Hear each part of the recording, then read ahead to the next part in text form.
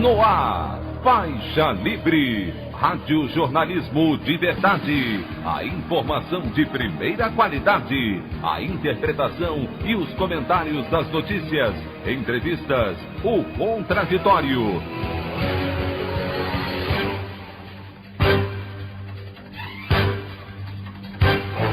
Tudo para aproximar você cada vez mais da realidade do Brasil e do mundo. Apresentação: Anderson Gomes. Procurador-Geral da República Augusto Aras volta a atacar Lava Jato e expõe racha no Ministério Público.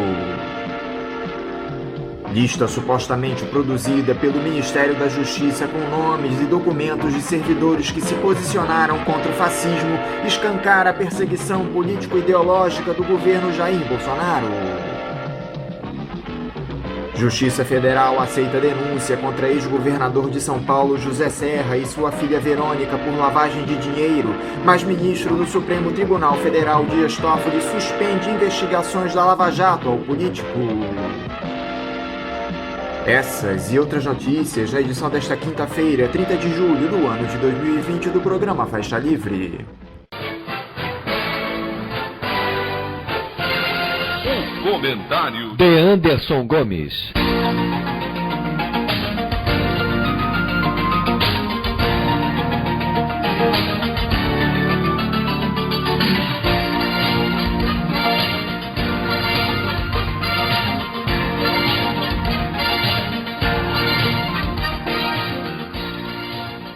Bom dia, ouvintes.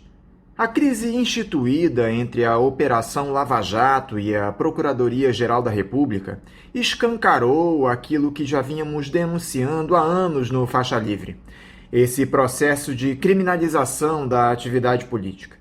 Só que um setor que a Força-Tarefa Anticorrupção não tem o menor interesse em investigar, e isso nós também citamos há tempos no programa, é o Judiciário.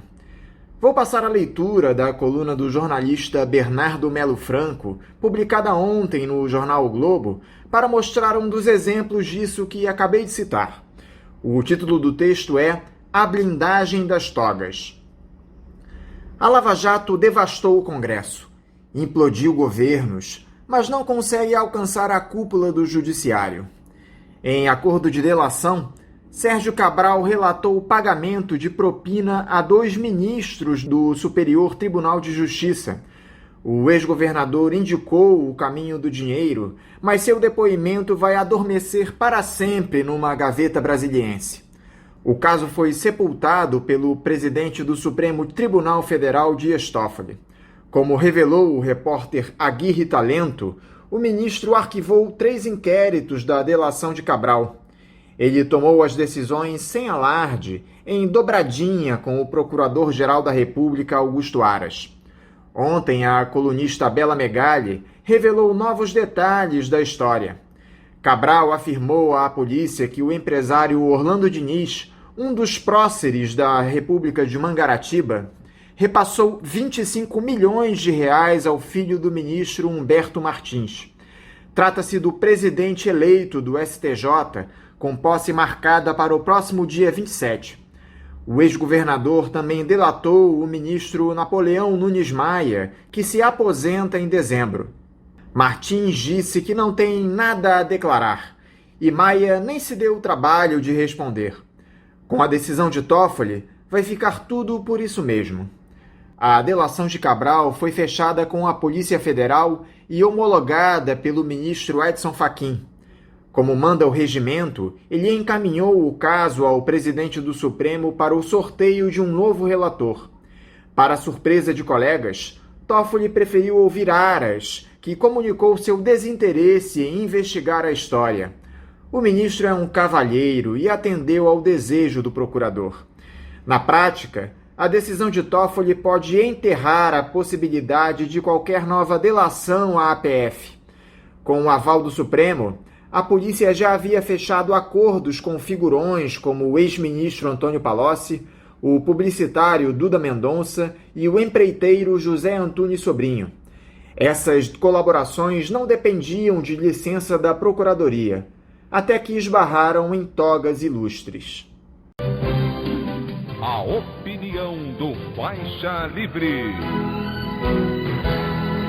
Bandeirantes, 1360. Estamos apresentando Faixa Livre. Voltamos a apresentar Faixa Livre. Estamos de volta, ouvintes, com isso da edição de hoje do programa Faixa Livre, que tem na sua produção a jornalista Celeste Sintra, auxiliada pela também jornalista Natália Moraes, tendo no comando do áudio o Francisco. Meu bom dia a todos. E meu bom dia também a você, que pode aqui participar nos enviando mensagens eletrônicas para o endereço ouvinte@programafaixalivre.com.br ou ainda registrando suas participações diretamente nas nossas redes sociais. No Facebook, nossa página é o Programa Faixa Livre. No Twitter e no Instagram, para deixar o seu recado, basta seguir os perfis @PGM Faixa Livre. Lembrando que as participações por telefone estão inviabilizadas, pois durante o período da pandemia do novo coronavírus, nosso programa está sendo gravado no dia anterior à sua veiculação. Pedimos desculpas aos nossos ouvintes que costumam interagir conosco desta forma, mas foi a maneira encontrada pela equipe do Faixa Livre para mantê-los informados sobre o que acontece no país e no mundo com essa nossa visão crítica, e ao mesmo tempo preservando a saúde dos profissionais que levam o programa ao ar. O Faixa Livre pode ser acompanhado também pelo nosso aplicativo para celulares com sistema operacional Android. O nome do aplicativo é Programa Faixa Livre. Os ouvintes também têm acesso à transmissão pelo nosso site, o www.programafaixalivre.com.br, ou pela página da Associação de Engenheiros da Petrobras, a AEPET, uma das nossas entidades patrocinadoras, no www.aepet.org.br. Para quem perdeu alguma das edições ou quer ouvir novamente o Faixa Livre, os áudios das entrevistas e editoriais estão disponíveis no nosso podcast, nos aplicativos Spotify, Deezer e Castbox. E dando início às nossas entrevistas, eu cumprimento o professor e presidente do Instituto de Estudos Latino-Americanos da Universidade Federal de Santa Catarina, Nildo Urix. Nildo Urix, bom dia. Estimadíssimo Anderson, estimados ouvintes do Faixa Livre, que prazer voltar aqui a essa tribuna e essa fronteira crítica do jornalismo brasileiro. Estou à tua plena disposição. Nildo, eu quero te agradecer por mais uma vez estar conosco aqui no programa. Nildo, a situação do país se agrava à medida que a pandemia de Covid-19 avança das capitais para o interior. Essa retomada gradual da economia proposta por muitos governadores e prefeitos tem se mostrado uma verdadeira tragédia, já que não temos nem a recuperação da atividade econômica, já que muita gente continua de maneira responsável em isolamento, e o número de infecções e mortes pelo novo coronavírus atingiu o chamado platô em um patamar altíssimo e lá permanece há meses. O que fazer diante de um cenário como esse, Nildo? Anderson, repito, o privilégio é todo meu participar mais uma vez do Faixa Livre. Veja, aqui tem uma trama entre Bolsonaro, Supremo Tribunal Federal, governadores e prefeitos. Bolsonaro atuou no sentido de ampliar as mortes da classe trabalhadora, que são as que menos podem se proteger, e o Supremo Tribunal Federal bloqueou a ação do governo federal, passando a responsabilidade para governadores e prefeitos. Estes, à sua vez, essa decisão do Supremo Tribunal Federal não era só uma tentativa de bloquear o governo federal, e nem importa agora qual era a intenção daquela corte, né, na qual não tem a menor confiança. Mas ela, na prática, permitiu diluir a responsabilidade entre o governo federal, os governadores e os prefeitos, especialmente daqueles prefeitos que têm mais incidência na opinião pública, que são as capitais da República. De tal maneira que nessa trama, quem sai perdendo em qualquer caso são os trabalhadores, que viram o desemprego se multiplicar, e nós vamos chegar aí facilmente, agora nesse mês de setembro, a mais de 20 milhões de desempregados, das quais estão os desalentados, e a redução drástica dos salários. A média salarial no Brasil hoje, segundo os dados do Banco Central, é R$ 1.000. Veja que há um aumento do desemprego há uma redução da renda daqueles que estão trabalhando e não há horizonte algum de retomada da atividade econômica. Tal coisa não existe no Brasil, não porque prefeitos abrem e fecham, porque prefeitos confinam e reabrem o comércio. O problema da atividade econômica, em primeiro lugar, ela guarda relação íntima com o desenvolvimento da economia capitalista em escala global. Não há nenhum indício de que haverá uma retomada das taxas de crescimento do produto na China, na Europa e nos Estados Unidos, nem sequer para o ano de 2021. Para o ano de 2020, isso está realmente liquidado. Não há a menor possibilidade. Nem um apologista completo da ordem burguesa e ultraliberal Paulo Guedes poderia afirmar tal coisa. E vamos então separar aqui o joio do trigo. O desemprego massivo e a queda dos salários e a falta do que os economistas keynesianos ou desenvolvimentistas chamam de crescimento econômico não guardam uma íntima relação com a pandemia. Por quê? Porque o grosso dos trabalhadores que produzem mercadoria, seja no setor da metalurgia, no automobilismo, no setor químico, de alimentos, etc., continuaram produzindo e continuaram contaminando a classe trabalhadora.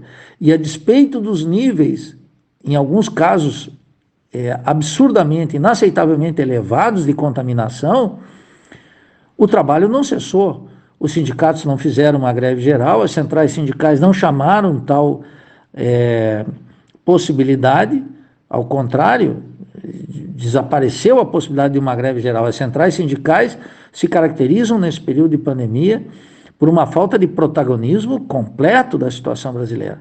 Então, realmente é uma situação gravíssima dos trabalhadores. E essa situação gravíssima dos trabalhadores corresponde não ao fechamento do comércio, porque até o comércio eletrônico continuou elevando suas vendas. E quando a gente observa que municípios, estados ou mesmo as capitais reabrem, inclusive shopping, o movimento econômico não aparece. E nem poderia aparecer, não há surpresa nisso. Então, o que nós temos que manter nesse período, antes de que a mobilização popular possa ganhar as ruas, antes que os movimentos populares e, sobretudo, que os partidos políticos tenham duas moléculas de lucidez e de compromisso com o nosso povo, convoquem as mobilizações para apressar o impeachment do presidente protofascista e barrar a ofensiva ultraliberal de Paulo Guedes, que conta com o apoio completo da coesão burguesa, e nesse contexto dos principais prefeitos, e nesse contexto dos principais governadores dos estados, entre eles o do Rio de Janeiro e o de São Paulo, o do Rio Grande do Sul, o de Minas e de vários governadores do Norte e do Nordeste, que estão alinhadíssimos com a proposta de Paulo Guedes. E, do mesmo modo, os meios de comunicação, em particular a Rede Globo, que se opõem de maneira clara a Bolsonaro no aspecto do combate à pandemia, mas oculta, protege e é cúmplice de toda essa ofensiva, dessa guerra de classe determinada por Paulo Guedes contra o povo trabalhador, contra os trabalhadores no Brasil. De tal forma que nós precisamos agora, a esquerda, os críticos do marxismo, nós que representamos a esquerda radical, que reivindicamos essa condição, é manter pelo menos a lucidez, não perder a lucidez. Agora, falando propriamente de política, Nildo, o presidente Jair Bolsonaro, depois de se dizer curado da Covid-19, vem há algum tempo adotando uma postura mais ponderada no trato com a imprensa. Tem evitado contato com aqueles seus apoiadores mais radicais na entrada do Palácio da Alvorada, nessa versão que muitos chamam de Bolsonaro, Paz e Amor. O ministro das Comunicações, Fábio Faria, genro do apresentador Silvio Santos, disse que esse posicionamento mais racional, digamos assim, do ex-capitão do Exército veio para ficar. A grande questão, Nildo, é que, ainda que ele meça as palavras, as atitudes do Bolsonaro e de seu governo seguem sendo as mais toscas e lesivas à população brasileira. Desconsiderando esse episódio tragicômico em que o presidente da República apresentou uma caixa de hidroxicloroquina para uma EMA, a reforma tributária que foi entregue ao Congresso na última semana é um ataque frontal ao nosso povo. Não atinge os privilégios e penaliza ainda mais o consumo, deixando os rentistas à vontade para acumular riqueza. É uma vergonha, Nildo. Bem, Anderson, Eu teria um enfoque diferente. Eu não creio que se trate de uma vergonha. E nem creio que o presidente, agora, segundo o seu ministro de Comunicação, ele tem uma atitude mais racional. Nós temos que ter clareza e diferenciar sempre aquilo que é diversão, aquilo que atrai a atenção dos críticos lacradores, ou seja, dos lacradores que não são críticos, e aquilo que é essencial. Eu nunca dei muita importância porque Fernando Henrique Cardoso disse Lula, Dilma, Michel Temer e Bolsonaro.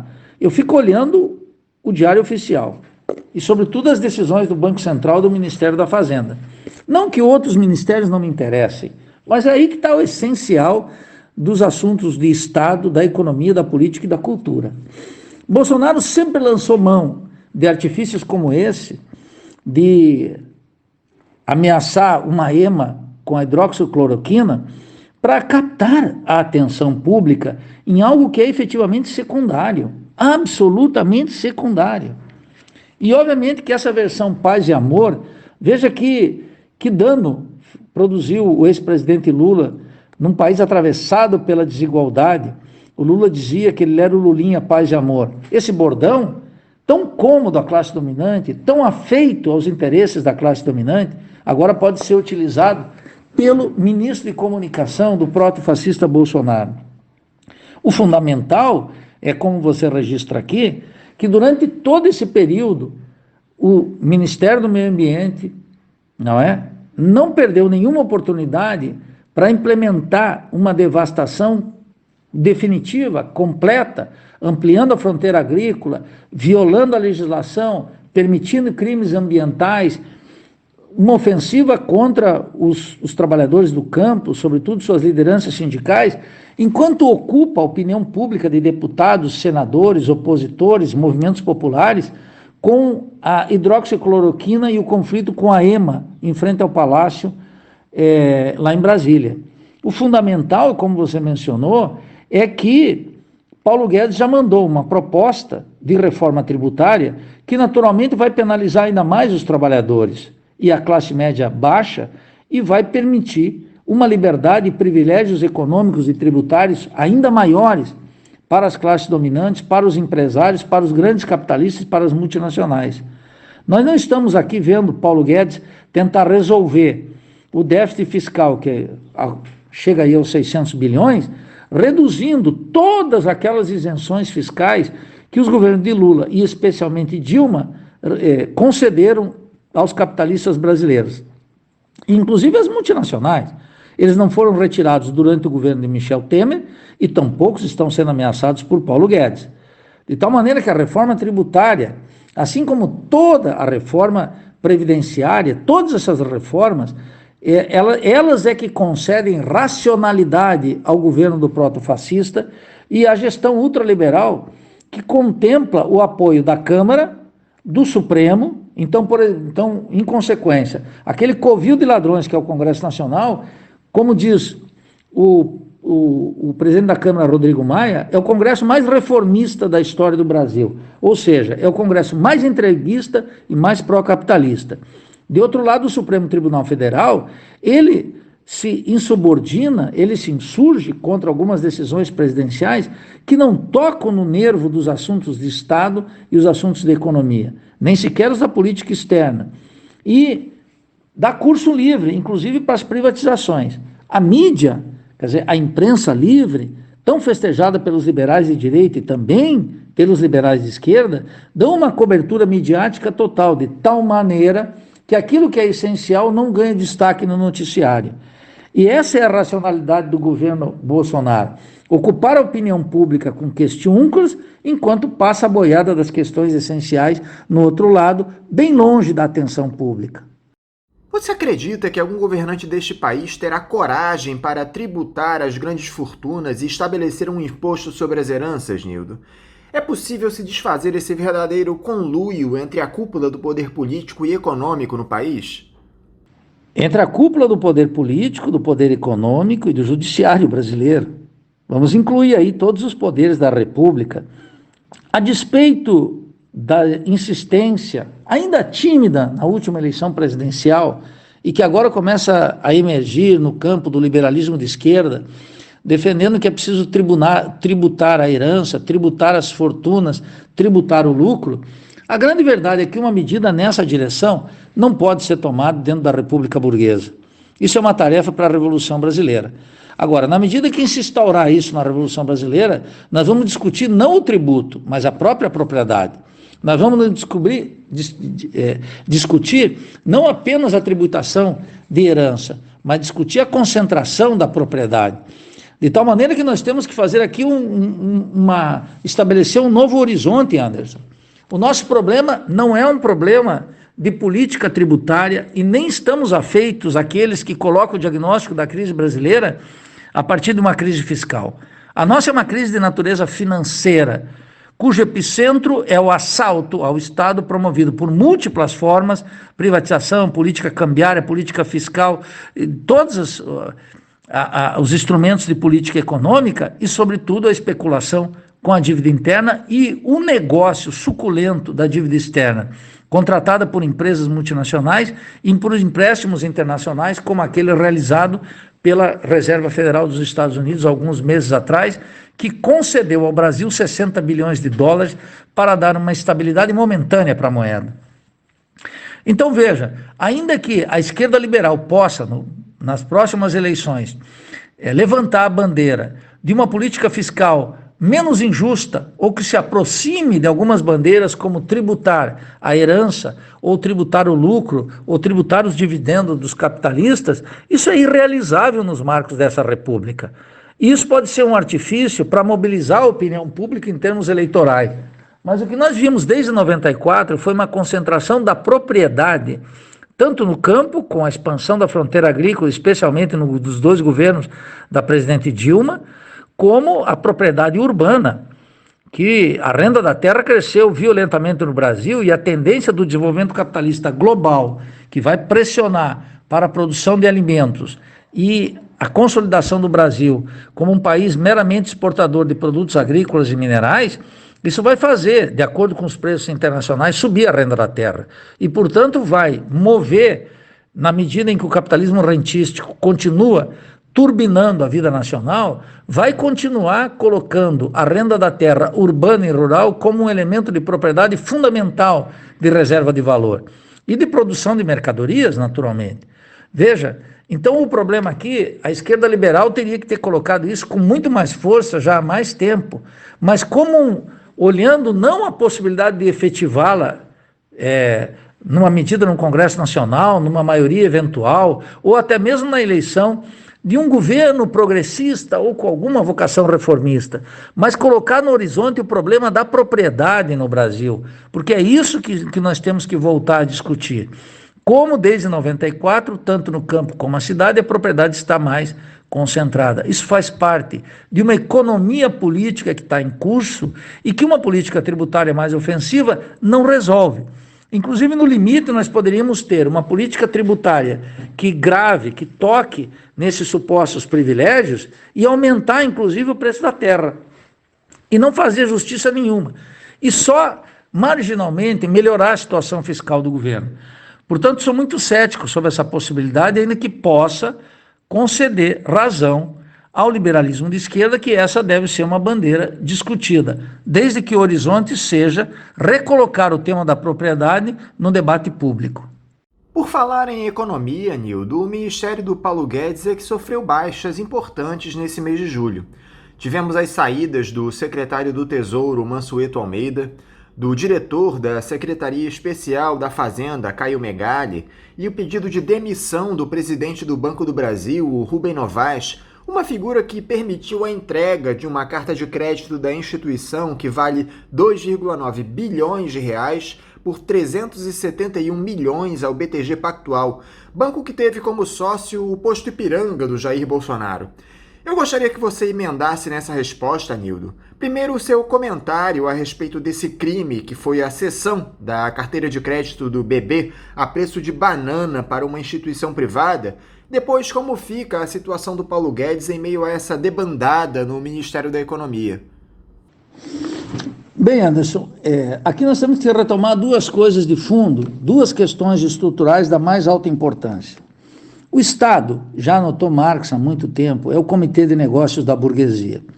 Todos aqueles que supunham que a luta pela hegemonia dentro da ordem burguesa, sem a luta contra a ordem burguesa, encontraria no Estado um terreno de disputa para as forças populares, foram derrotados pela experiência histórica recente. O fracasso histórico do PT, sua debacle completa na vida política nacional, é a derrota não apenas de Lula, de Haddad, de Gleisi Hoffmann, de Palocci, dos corruptos abertos e dos não comprovados e até mesmo dos inocentes dentro do PT, mas o fracasso de uma tentativa de mudar o quadro de profunda dependência, de subdesenvolvimento, de falta de soberania e de justiça social nos marcos da ordem burguesa. Eu não sou um daqueles que ficam todos os dias colocando o dedo, apontando em riste para o petismo, apenas como um fracasso moral, ainda que esse fracasso moral seja eloquente, sobretudo agora muito visível para as classes populares, e em especial para a classe trabalhadora, mas sobretudo para aqueles que supõem ingenuamente que podem, em outros partidos e com outras experiências, tentar realizar uma ruptura, uma superação da dependência, do subdesenvolvimento e da desigualdade brasileira por dentro do sistema. É essa tese que fracassou sobremaneira e é sobre ela que nós temos que colocar a atenção. Isso é a base pela qual esse postulado, Anderson, é o que me anima a analisar todas essas baixas do governo. São burocratas, são homens do capital que foram convocados por esse governo porque eram homens do capital. Acumularam experiência e, sobretudo, segredos de Estado, que levarão para o que eles chamam de iniciativa privada, ou seja, para os capitalistas. Não é um dado novo no Brasil. Capturar os segredos do Ministério das Minas e Energias, da Petrobras, do Banco do Brasil, da Caixa Econômica, do Ministério dos Transportes, do Ministério da Fazenda e, sobretudo, do Banco Central, para depois operar no sistema capitalista, é uma norma desde sempre. Que não há mecanismo de quarentenas e outros mecanismos institucionais que possam resolver. Observe, Ilan Goldfarb, que foi o último presidente do Banco Central, ele é o diretor-presidente do Crédito Suíço no Brasil. Ora, um homem que sabe todos os segredos do Banco Central, quem são seus concorrentes, qual é a capacidade de ação de cada grupo financeiro no Brasil, conhece todos os segredos do Estado. E agora é o diretor-presidente do Crédito Suíço.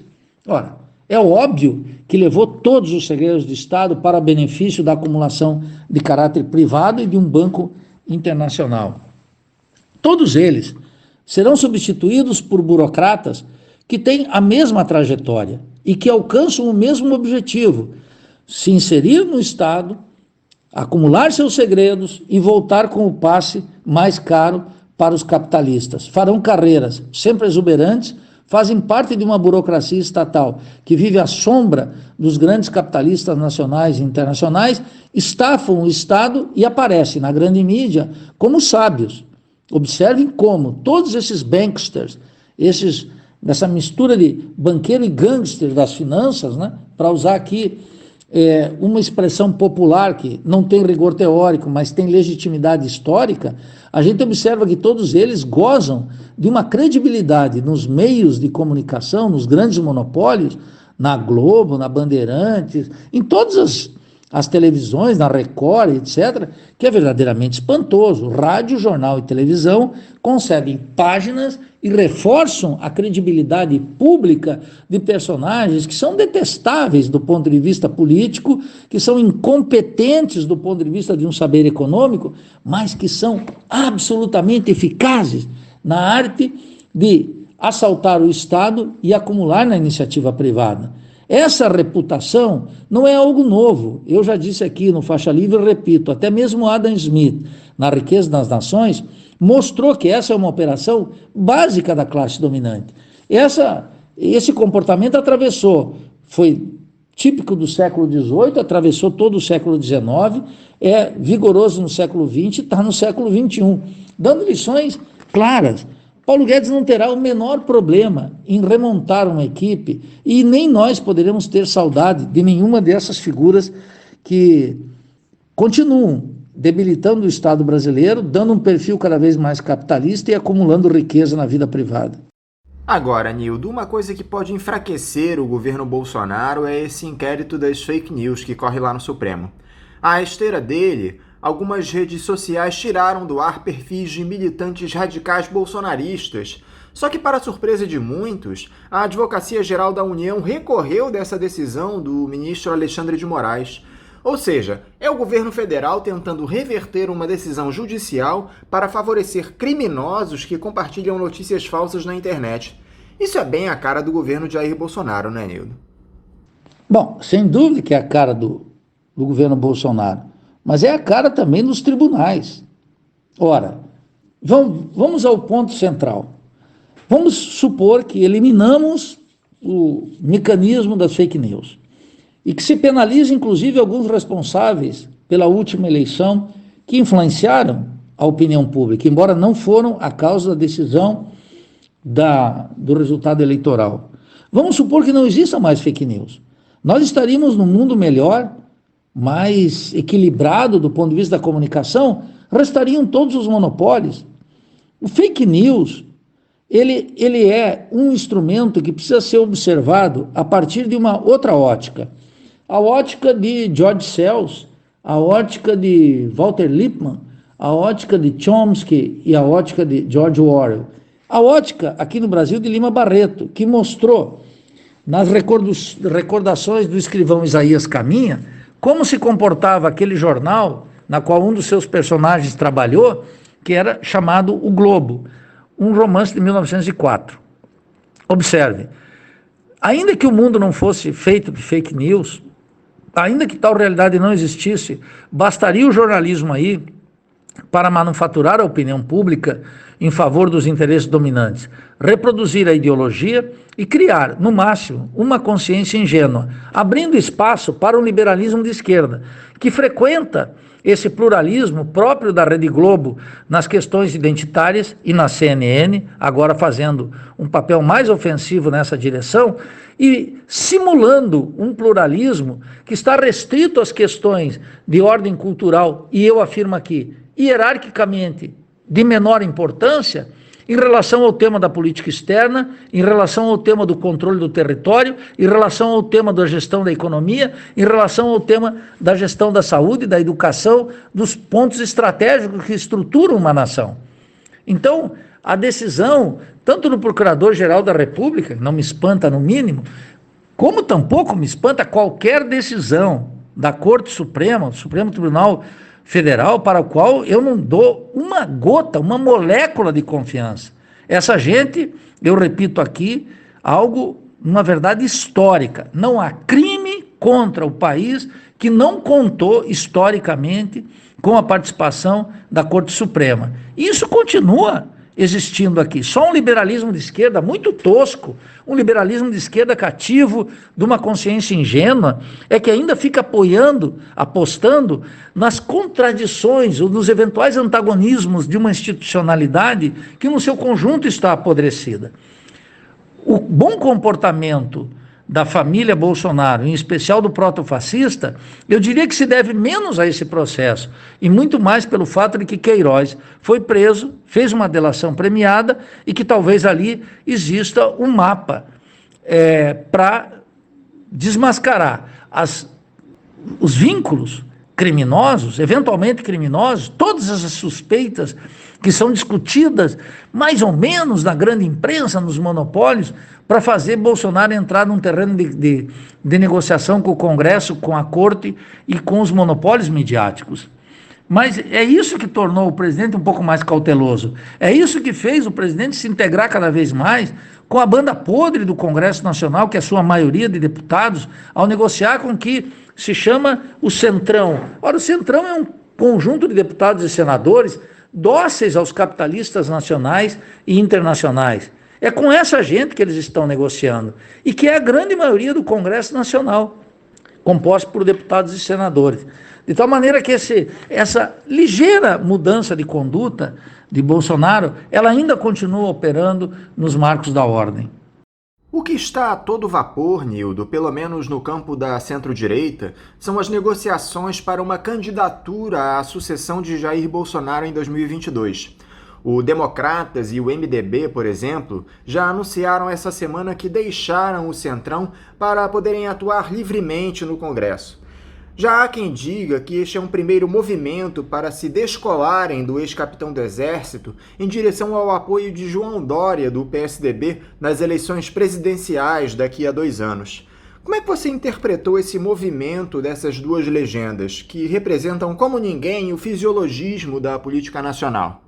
Bem, Anderson, essa é uma questão muito importante que merece atenção pública e uma análise mais criteriosa. É óbvio que a emergência... O que nós tínhamos no Brasil? Nós tínhamos o sistema petucano. Petistas e tucanos administravam o país, a ordem burguesa, através da economia política, do Plano Real, uma negociação permanente com o Partido Democrata dos Estados Unidos e atacando apenas marginalmente o tema da desigualdade aqui, o que eu chamo a digestão moral da pobreza através das políticas sociais, focalizadas ou universais, que atendiam uma parte mínima da população. Muito bem, esse sistema se esgotou. E se esgotou porque o petucanismo acabou na última eleição.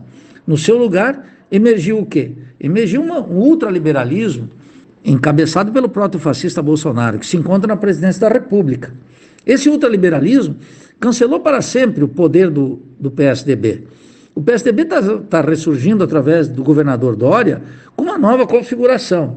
Todos aqueles tucanos de alta plumagem que prestavam um certo charme à social-democracia paulista, porque ela era basicamente isso, como extensão no Ceará, lá com o Gereissati, o fato é que José Serra está nos tribunais, outros morreram e o presidente Fernando Henrique Cardoso está aposentado no seu apartamento.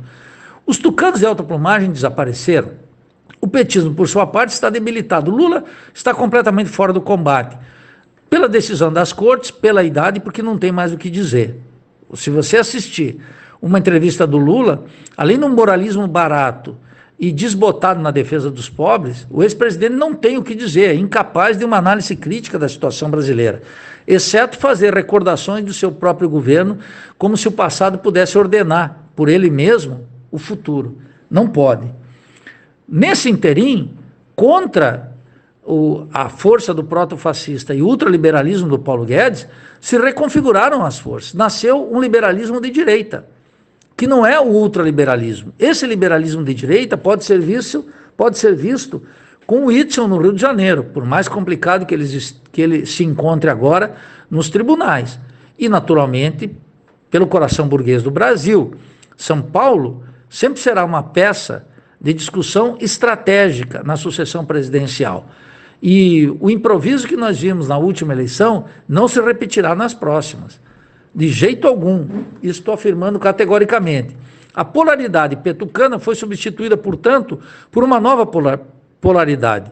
O ultraliberalismo do proto-fascista e o liberalismo de direita, encabeçado por Dória e por um conjunto de governadores que vai envolver, eventualmente, o governador do Rio Grande do Sul, o governador do Paraná, outros governadores do norte e do nordeste do Brasil. Você veja que, e prefeitos, né, muito importante essa eleição de 2020, ela é importante para prefeitos só porque ela ordena os comitês eleitorais para a presidência da República e configura o leque de alianças possíveis. Então, esse quadro, essa polaridade, Anderson, é o que vai dirigir a vida brasileira agora. Hoje, 29 de julho, eu estou afirmando categoricamente, essa nova polaridade isola o liberalismo de esquerda. O liberalismo de esquerda, indicado por quem? Indicado pelo PDT de Ciro Gomes, indicado pelo petismo de Haddad, um liberal das cabeças aos pés, e indicado, inclusive, pela maioria que conforma hoje o meu partido, o PSOL, cuja expressão está cada vez mais se adequando a esse liberalismo de esquerda, cuja última resolução do Diretório Nacional já caducou por completo. Marcelo Freixo, aí no Rio de Janeiro, que pretendia uma frente antifascista, uma frente ampla de esquerda, não só não conseguiu viabilizar, como inclusive se retirou da campanha. Veja como essas resoluções do liberalismo de esquerda não conseguem se sustentar entre uma reunião do Diretório Nacional e a subsequente. Essa é a grande dificuldade. Hoje, 29 de julho, repito, nós estamos visualizando um grande isolamento do liberalismo de esquerda, que conforma tanto a aposta de Haddad no PT, de Ciro Gomes, como do meu partido. Vamos amargar resultados eleitorais gigantescos. E podemos, inclusive, não só amargar um resultado eleitoral terrível, adverso, mas, sobretudo, uma nova derrota política, se não apontarmos para as grandes maiorias nesse processo eleitoral um novo horizonte de radicalismo de esquerda, que é o único que pode apresentar uma alternativa para a maioria da população. É o que eu chamo as teses da Revolução Brasileira. Ou nós indicamos esse novo horizonte, ou ficaremos sobre o guarda-chuva daqueles que se opõem ao governo. Não seremos nós o protagonista, mas o governador de São Paulo. Enquanto isso, Nildo, a esquerda segue patinando. Conversamos aqui nessas 2 últimas semanas no programa com os presidentes do PT, do PDT e do PSB, 3 dos principais partidos do campo da centro-esquerda. Todos eles ressaltaram a necessidade de união contra o bolsonarismo, mas não ficou evidenciado nenhum interesse na construção de um projeto de país genuinamente progressista que una as legendas. É a mesma história de sempre, não é, Anildo? O desejo de chegar ao poder desse pessoal se coloca à frente das necessidades prementes da nossa população. Bem, Anderson, a tua pergunta só corrobora o que eu disse anteriormente, né? Mas eu faria uma pequena correção. Se eles tivessem uma ambição de poder, eu estaria com eles. Mas eles têm só uma ambição de governo, que é algo muito diferente, substancialmente rebaixado. A esquerda brasileira, há muito tempo, abandonou um projeto de poder e se aferrou a exclusivamente projetos de governo. Por isso que domina o cretinismo parlamentar e por isso que domina um programa que está sempre disposto e sempre vocacionado a tentar arrumar, a tentar dar ordem a uma república que está apodrecida de cima e embaixo. E supõe ingenuamente, contra toda a experiência histórica e contra toda a teoria crítica, que é possível sair do subdesenvolvimento e da dependência com todas suas mazelas sociais, seu atraso tecnológico, seu colonialismo cultural, com a nossa posição na divisão internacional do trabalho, com governinhos que estão mais preocupados em fazer filantropia do que enfrentar a classe dominante no interior da nação. Veja, eu tenho postulado há algum tempo, e talvez tenha dito já aqui no microfone do Faixa Livre, que todo aquele, se o liberalismo de esquerda quer realmente governo, terá que ter muito claramente um projeto de poder. Se não tiver um projeto de poder, não sustenta governos. A grande questão que a destituição da presidente Dilma nos mostrou foi precisamente essa dialética. Não só que o PT não conseguia equacionar os dilemas da luta dentro da ordem contra a ordem, mas não conseguia sequer sustentar a ofensiva da direita para a destituição da presidente Dilma se não tivesse um projeto de poder político. E ocorre que o liberalismo de esquerda não tem um projeto de poder político. É isso que eu postulo, o espaço histórico, a necessidade imediata da Revolução Brasileira. É isso que nos faz afirmar a necessidade premente, imediata, de um projeto revolucionário. Nós entramos numa época da Revolução. Agora, é claro que isso não é uma conjuntura revolucionária. Eu sei que tem muita gente que torce o nariz, fica preocupada em querer ganhar um espaçozinho na Câmara de Vereadores, eleger uma bancadazinha de deputados estaduais e federais e considerar o final do processo, que inclusive fomos vitoriosos, como o PSOL supôs que aumentar a bancada federal era uma vitória. Olha, proclamou isso no momento em que um proto-fascista chegou à presidência da República e que depois nós fomos massacrados no Congresso Nacional de maneira acachapante, foi muito claro isso. Então, se esses partidos que você mencionou, o PT, o PDT e o PSB, estivessem dispostos a lutar pelo poder, eu estaria com eles. Mas eles estão tão somente interessados em governos. E pior, ao lutar por governos, não possuem um projeto estratégico de poder. E, portanto, não vão chegar aos governos. E se chegarem, não podem mantê-los. Ou porque abandonarão tudo o que disseram nas eleições, ou porque serão derrotados numa próxima disputa eleitoral pela direita. Ou, de maneira mais catastrófica ainda, serão derrubados sem luta, como foi a vergonhosa posição da presidente Dilma, que foi de uma covardia na presidência da República inaceitável. E muito claramente plástica da situação do que é esse liberalismo de esquerda.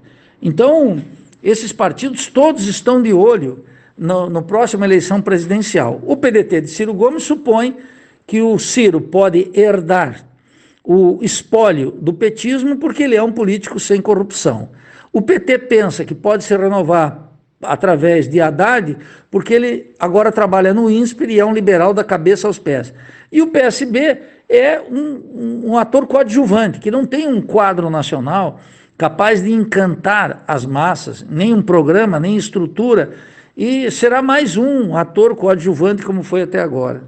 Para encerrar, Nildo, eu gostaria que você abordasse um tema que os nossos ouvintes têm nos cobrado muito e com razão nos últimos dias, que é esse escândalo do Banestado, um esquema de evasão de divisas ocorrido no início dos anos 2000, que envolvia doleiros ligados ao PSDB e uma instituição financeira que pertenceu ao governo do Paraná e foi posteriormente vendida para o Banco Itaú, e que voltou à tona recentemente. O que é que você pode dizer aqui para os nossos ouvintes a respeito deste episódio que pouco foi repercutido pela mídia dominante? Te agradeço a pergunta, Anderson. É muito importante requentar essa matéria, chamemos assim, segundo os críticos, não é? Mas, sobretudo, valorizar a memória e a luta política nacional se deve, em grande medida, a gente como o senador Requião e, sobretudo, nesse aspecto, a Rômulo Maia, lá no Duplo Expresso. E é muito bom que o Faixa Livre tematize esse tema. Ora, são crimes gigantescos. O crime do Banestado significa, em primeiro lugar, colocar no centro da atenção a operação do Banco Central, que, através de uma carta circular 5, que era um mecanismo criado lá atrás, né, durante a ditadura ainda, como uma forma de algumas pessoas mandarem para fora dólares, e sobretudo não residentes, né, mandarem para fora dólares, isso foi utilizado em larga escala para que a burguesia brasileira colocasse bilhões de dólares lá fora. Nos termos da época, 32, 33 bilhões foram para fora. Baseado numa carta circular, ao arrepio da legislação, de maneira totalmente ilegal, não só irregular, como querem alguns juristas interessados, ilegalmente, todos teriam que estar na cadeia. Não só pagar os impostos devidos, mas prestar contas. E está aí a lista. O que é importante agora? Que a lista daqueles que fizeram com nome, endereço e quantias estão colocados para a opinião pública julgar. Em seguida, precisamente no período dos tucanos, o que aconteceu? Os tucanos legalizaram isso ao abrir a conta de capitais e permitir que legalmente os capitalistas mandassem para fora. Enquanto exportavam e consolidavam aqui dentro, manufaturavam a opinião pública em favor de uma moeda forte, que seria o real, que era naturalmente uma ilusão, uma ideologia a ser vendida para precisamente garantir os privilégios dos capitalistas aqui, do rentismo, eles permitiram que aquele mecanismo, outrora considerado ilegal, se transformasse, à luz da teoria econômica, como uma grande conquista da política pública, ao fazer a remessa, a conta de capitais abertas e eliminar qualquer possibilidade de regulação do câmbio. Os economistas prestaram aí o serviço de ideólogos claros. A burguesia continuou mandando dinheiro para fora. As marcas daquele crime, no entanto, seguem sendo marcas criminosas e, portanto, teriam que ser apuradas. Se nós tivéssemos tribunais, se nós tivéssemos efetivamente uma imprensa interessada nos assuntos públicos e interessados em combater a legalidade, esse tema do Banestado estaria sob atenção pública.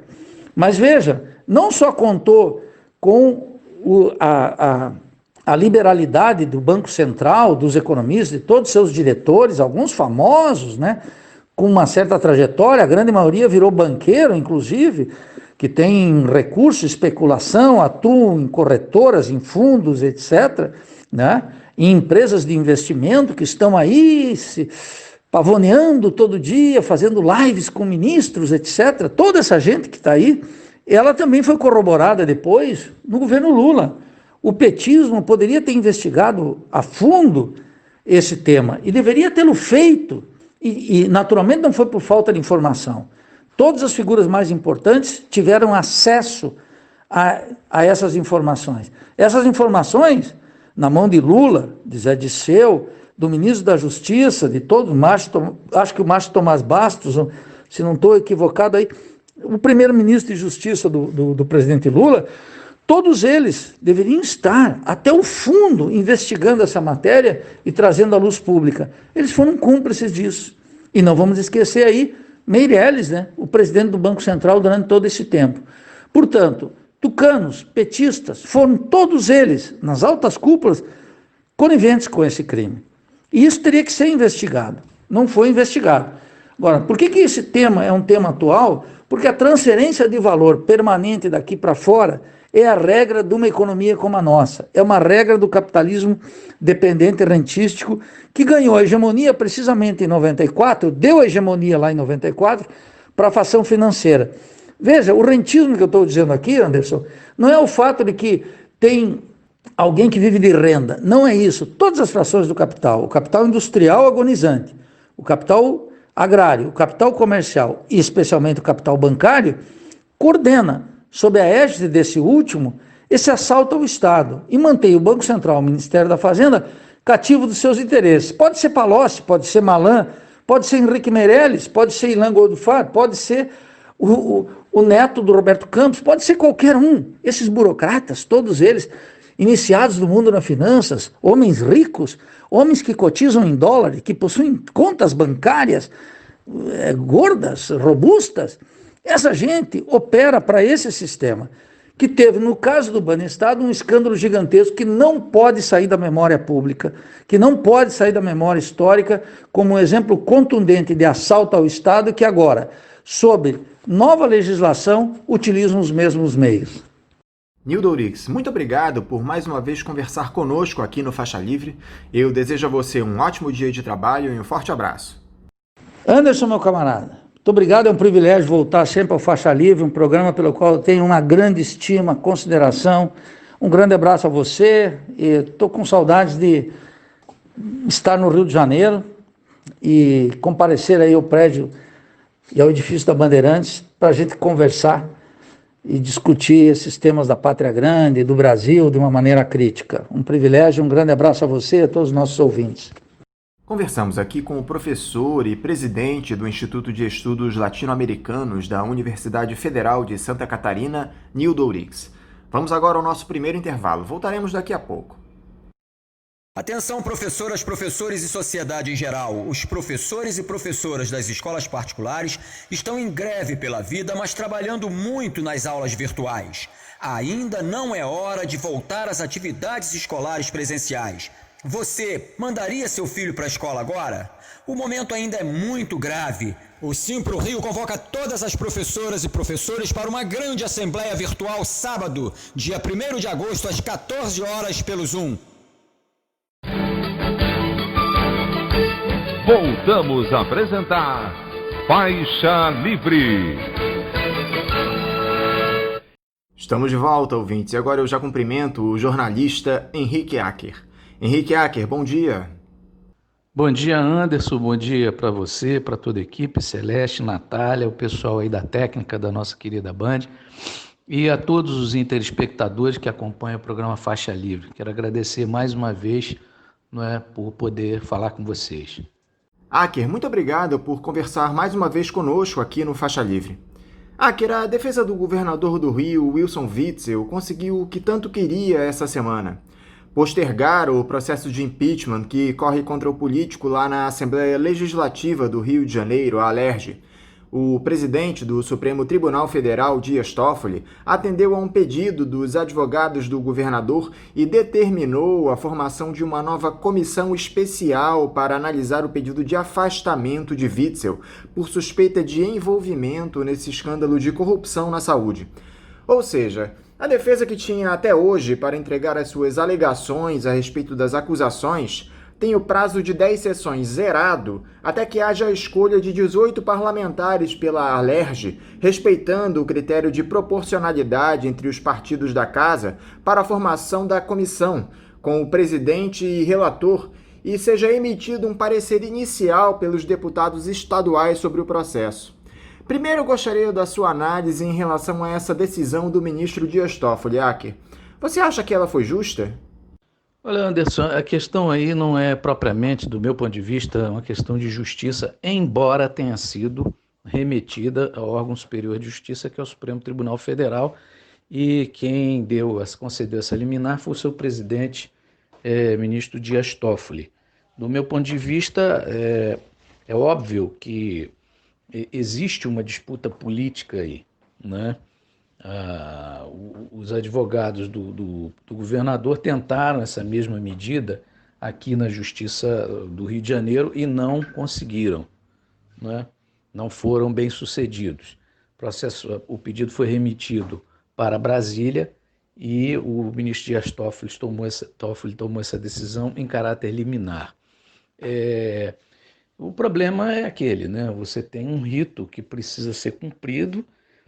Diz lá a legislação de 1950, né, e que pouco foi utilizada até agora, por isso tem pouca jurisprudência, pouco acúmulo, né, de encaminhamento dessas questões técnicas e tudo mais, como faz, como deixa de fazer, mas o fato é que o Dias Toffoli alega na sua decisão que os partidos têm que estar representados, né, ou nos seus blocos, ou partidariamente, pela proporção de deputados representados na Alerj, né, e que a comissão, para encaminhar o pedido, o processo, né, de investigação da questão do impedimento do governador, tem que ser eleita, né, mesmo que não seja em voto em urna, pode ser por aclamação, mas tem que ser eleita. Então, esse processo não foi encaminhado dessa maneira, e agora a Assembleia Legislativa está aí aguardando, né, 1º de agosto, para que o relator do caso, que é o ministro Luiz Fux, volte, né, do recesso e eles entrem, e a Assembleia Legislativa entre com um pedido de reconsideração aí, tudo mais, ao próprio relator. Talvez haja aí um entendimento de que o Luiz Fux seja mais flexível, mais favorável na interpretação dessas exigências legais aí previstas no processo de impeachment, não é? Agora, pode ser também, e é evidente que está aí, há uma disputa política, não é? Todo mundo sabe que o presidente do Supremo Tribunal Federal não é uma pessoa muito simpática, por exemplo, ao presidente da República, não é, que tem todo o interesse, não é, em fragilizar o governador do Rio de Janeiro nesse momento, que é um dos seus adversários, não é? Segundo ele, é um dos seus adversários, embora o presidente da República eleja adversário a toda hora, mesmo quando não tem, até a EMA, né, que fica ali no jardim do Palácio, né, coitada, pode ser eleita um adversário do presidente da República a qualquer momento, porque não foi muito simpática a cloroquina. Então, existe uma questão política aí que pode estar determinando essa decisão liminar. De todo jeito, existe um rito técnico, existem normas que precisam ser levadas ao pé da letra para que se evite que mais adiante, imagina, todo o processo concluído, e aí o Supremo vai e determina que não, porque houve um problema na formação da comissão que investigava o processo de impedimento do governador. Quer dizer, tudo seria retomado depois de todo o processo feito. Agora, o que é mais impressionante, Acker, é como essa atual legislatura da Alerj é incapaz de seguir o rito constitucional de um processo de impeachment. Será que esse pessoal não sabe ler? Anderson, nessas horas faz falta, não é, aquele parlamentar experiente cascudo, não é? E você sabe que com os escândalos recentes que levaram para a cadeia algumas das cabeças mais importantes politicamente da Assembleia Legislativa do Estado do Rio de Janeiro, né? Esse grupo de políticos mais maduros ficou ao largo desses processos, né? Aqueles mais que têm mais experiência, enfim, que conseguem conduzir as coisas nos bastidores de uma maneira mais organizada, né? A impressão que a gente tem é que ali dentro da Assembleia Legislativa, como houve uma renovação muito grande nessa última eleição de 2018, você tem muita gente batendo cabeça, embora o presidente André Siciliano não seja nenhum garoto, nenhum debutante, né? Mas o fato é que também a Assembleia Legislativa, como todas as casas legislativas brasileiras, tem os seus assessores, que não são assessores dos deputados, mas fazem parte do corpo técnico, concursados, né, da casa, e que são capazes de emitir pareceres técnicos fundamentados. É gente muito capaz. Agora, a impressão que eu tenho é que há uma bateção de cabeça por conta talvez essa renovação, não é, e inexperiência para conduzir um processo de tamanha responsabilidade. E outra que também não há jurisprudência aí, né? Quer dizer, não se criou, não são tantos processos que se conhece, né, de tentativa de impeachment de um governador. Geralmente, os governadores têm bases sólidas nas assembleias legislativas para impedir o avanço de processos como esse no nascedouro. Então, acho que esses aspectos precisam ser considerados. O que está claro, Acker, é que o Wilson Witzel está muito preocupado com uma condenação que o leve à perda do cargo neste episódio. Em nenhum momento o governador questionou os motivos que levaram à aceitação desse pedido de impeachment pela LERJ. Ele só coloca em questão o rito. Anderson, isso só evidencia que o governador está querendo ganhar tempo, talvez porque ele saiba, né, que a situação dele é muito complicada. Veja, essas relações que levaram a esse escândalo da Operação Favorito, essas relações do governador Witzel, né, o seu ex-secretário de Desenvolvimento Econômico, Lucas Tristão, e o seu secretário Edmar Santos, da área da saúde, com o senhor Mário Peixoto, ela é uma coisa antiga, né? Já em 2018, para quem não lembra, no meio de um debate, se não me engano foi o Romário que era candidato, né, questionou a relação do Witzel com o Mário Peixoto, o empresário Mário Peixoto, que foi da Iabas, hoje é daquela empresa, como é o nome? Rio Átrio, não é? Que é outra empresa, outra OS que tinha relações aí muito profundas, né, nesses contratos de prestação de serviço para o Estado. Esse Mário Peixoto vem desde 2007, quer dizer, vem lá da época do Cabral, depois passou pelo Pezão, não é? E chega, não é, ao governo do Witzel, que anunciou-se como uma mudança, era de oposição, era isso e aquilo, não é? Com a mesma entrada dentro do Palácio Guanabara. Então, assim, é evidente que todas essas investigações, não é preciso ter uma investigação muito profunda para ver que o Lucas Tristão, que foi secretário de Desenvolvimento, era sócio do Witzel no seu escritório de advocacia, né? Foi um dos homens que conduziu, inclusive, não é, uma ação favorável ao Mário Peixoto, antes do Witzel assumir como governador, enquanto era só um escritório de advocacia. Então, essas relações são profundas, não é? Esses contratos foram feitos pelo senhor Gabriel Neves, que era subsecretário de Saúde da gestão do Edmar Santos. Quer dizer, e o próprio Edmar Santos já parece que firmou um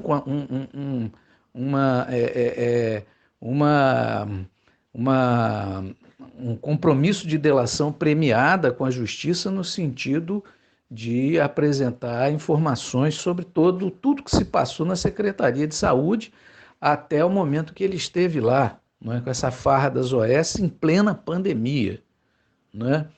Então, para mim, está evidente que é muito frágil a possibilidade de uma defesa que consiga provar que o governador Witzel desconhecia esses problemas todos, essas questões todas, ou quando não participava diretamente, não é, desses favorecimentos de determinadas empresas. É preciso cruzar isso com os dados de doações de campanha, etc. e tal, para saber, de fato, não é, a profundidade dessas relações. E então o problema é esse, quer dizer, o Witzel ele está naquela de encontrar chicanas, né, encontrar aspectos técnicos falhos na condução do processo de impeachment para ganhar tempo. Agora, é um tempo relativamente complicado, porque se ele não teve um voto sequer contrário à abertura do processo de impedimento, dos 70 deputados na Assembleia Legislativa, se ele não teve um voto favorável a ele, contrário a esse processo, né, a gente não sei como é que ele vai encontrar uma saída para isso tudo. Você acredita que essa postergação dos prazos do processo pode, de alguma forma, favorecer o governador Acker? É possível reverter o cenário político desfavorável ao Witzel na Alerj? Pois então, Anderson, era isso que eu falava aqui na pergunta anterior, não é? Não sei que mágica vai ser usada, a não ser o velho toma lá da cá. Essa nomeação do ex-deputado André Moura, não é, para a Casa Civil do governo Witzel, ela sinaliza isso. Há quem diga que estão havendo muitas negociações de bastidores envolvendo alguns órgãos como DETRO, INEA e outros que são cobiçados aí por deputados para indicar seus apoiadores, seus representantes, seus cabos eleitorais para ocupar cargos públicos. Pode ser, acredito que isso esteja acontecendo mesmo e ninguém inocente, né, que não saiba como é que se faz, né, essa política de bastidores, né, utilizando-se de cargos e de verbas dos governos, né, pelos governantes. Agora, eu acho muito difícil reverter isso. Não é? É muito difícil.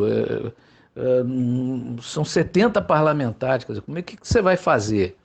Né? Fora aqueles que de fato são de oposição e tudo mais, né, que não vão entrar nesse jogo do toma lá da cá, você vai ter uma dificuldade muito grande. São 25 partidos representados na Assembleia Legislativa, 70 parlamentares, não é? Você vai precisar ir pelo menos a metade dos votos dessa turma para poder barrar um processo de impeachment. Não é? Isso significa ter 35 parlamentares. Para quem não conseguiu nenhum voto contra a abertura do processo, acho que a coisa está complicada. Ganhar tempo pode ser, mas e com essas medidas técnicas, esses recursos, liminares, etc. e tal, para frear o processo o máximo possível. Mas acho muito difícil reverter politicamente uma situação como essa, a não ser que haja uma mudança política muito grande, não é? No próximo período. Quem sabe o Witzel vai para um partido que tenha força dentro da Assembleia, se bem que, veja, com 25 partidos e 70 mandatos, os votos estão muito pulverizados, né? Está muito pulverizado, você não tem bancadas consolidadas, né? É muito difícil o cenário na Assembleia Legislativa para o governador Witzel. Não bastasse toda essa rede criminosa, Acker, o que mais chama a atenção é que, um mês após as prisões desses empresários ligados às organizações sociais que se locupletaram do dinheiro dos contribuintes do Rio de Janeiro, essas OS sequer passam por um processo de desqualificação na Secretaria Estadual de Saúde. Será que eles querem continuar com esse esquema criminoso, Acker? Olha, Anderson, a gente conversou já algumas vezes sobre essa questão e, para mim, existe uma raiz nisso aí, chama-se Lei de Responsabilidade Fiscal. A Lei de Responsabilidade Fiscal, que foi tão comemorada pelas classes dominantes, pelas elites no Brasil, limitou os gastos dos governantes, dos executivos municipal, estadual e federal, no entanto, permitiu, não criou nenhum obstáculo à contratação de empresas e à terceirização de pessoal. Então, foi essa brecha utilizada pelas classes dominantes, para, de certa maneira, usar o Estado a seu favor, porque o mesmo governante, que é estimulado a não fazer concurso público, a enxugar cada vez mais as verbas públicas para a contratação de pessoal por concurso e para fortalecimento da estrutura dos órgãos públicos, tanto nos municípios, nos estados e no governo federal, é estimulado também a contratar empresas privadas para prestar serviços que são do Estado, que são da estrutura do Estado. Então, isso só favorece máfias, e são máfias mesmo, não é? Porque são esses mesmos grupos que têm esse interesse de prestar, de serem contratados, não é, pelos governos municipais, estaduais e governo federal, que vão financiar campanhas eleitorais para deputados, para vereadores, para prefeitos, governadores e até para presidente da República. Então, isso não é uma coisa que surgiu do nada, não é? Essa brecha legal, ela se abriu com a lei de responsabilidade fiscal. É uma demagogia da pior espécie que, de certa maneira, colocou algemas à possibilidade do Estado seguir prestando os serviços que deve prestar à sociedade, porque o povo paga impostos, e a gente sabe que mais de 50% da arrecadação é a partir do consumo, não é? As pessoas pagam, em tudo que pagam, estão pagando indiretamente os impostos no nosso país. Então, o que se passa é isso, você construiu um arcabouço legal que favoreceu essa estrutura que está funcionando. Então, enquanto não for revisto tudo isso, não é?